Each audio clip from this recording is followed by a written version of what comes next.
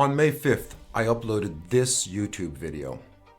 On May 30th, Donald Trump was convicted on all 34 counts in his hush money trial.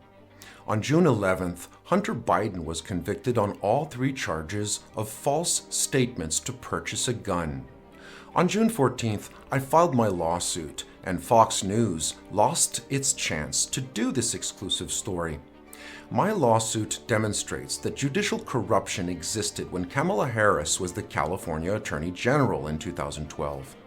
In this show, I discuss First Amendment rights. Let's talk about tax and voter privacy and transparency. Let's talk about just verdicts versus rigged verdicts. People are claiming you want retribution. People are claiming you want what has happened to you done to Democrats. Would you do that ever? Look, what's happened to me has never happened in this country before, and it has to stop. Mr. Trump is correct, but the only reason he's correct is because there's never been a former president charged with a crime, let alone be convicted of one.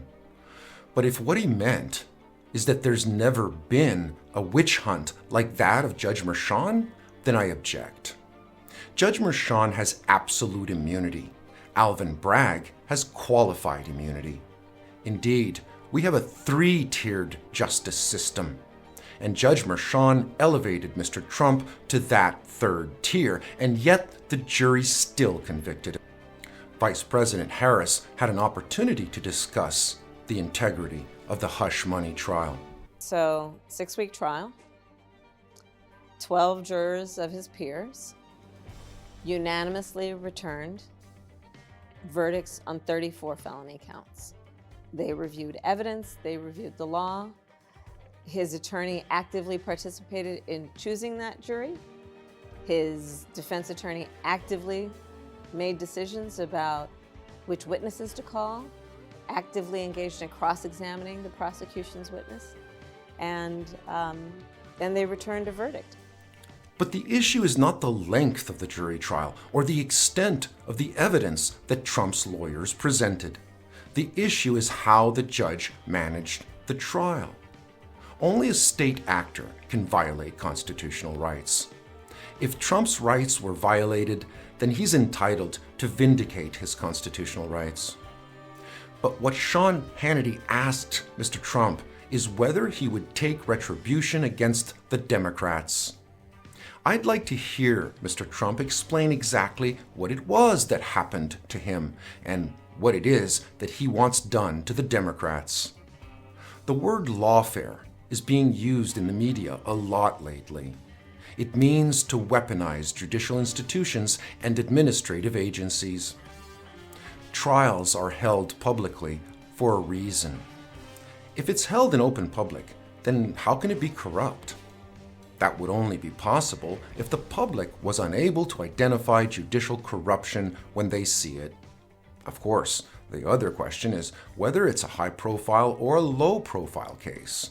In my view, there's 2 things that Trump did right. He exposed the hum of judicial corruption, and he has proven that a high-profile trial can be held in public view, and that only America could still be divided on whether or not the outcome was rigged. So whether we're talking about judicial integrity or election integrity, the issue is the same: the limits of the First Amendment. Yelling fire in a theater is as illegal as bribery of public officials or treason. Although bribery and treason may be more serious than a public disturbance, both are deemed to be conduct, not just speech. As a result of propaganda like that of Tucker's, the NSA and Cyber Command now have an election security group that will not identify its leaders, and I quote, in part to shield them from the threats and harassment other election officials have received for merely being associated with such work. A landslide for Joe Biden resulted in a relatively orderly transfer of power. Every other scenario we looked at involved street-level violence and political crisis. That's not a threat, though.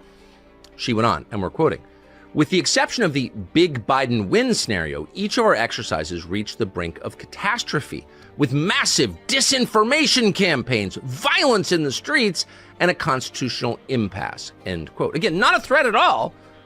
Elect our guy or America falls apart and people die. That's just a result of social science. That's what we found. So will Tucker next argue that this is tantamount to taxation without transparent representation? Exactly who is responsible for making the identity of the officers who secure our domestic election integrity an NSA and military secret? Shouldn't that person or network face charges of bribery or treason? These issues of potential immunity are pending in a court of questionable integrity during the most consequential election of our lives.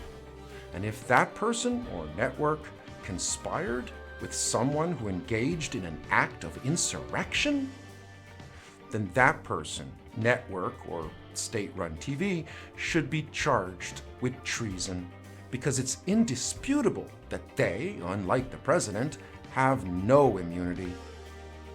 The bribery and treason statutes contain a provision to prevent those who engaged in that conduct from holding any office.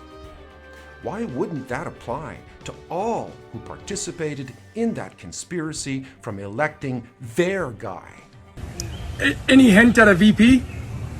Well, I have a lot of good people. We had a lot of them here a couple of days ago on the stage, and we really do. Who do you like? Honestly, Tucker Carlson. I think he'll give the truth.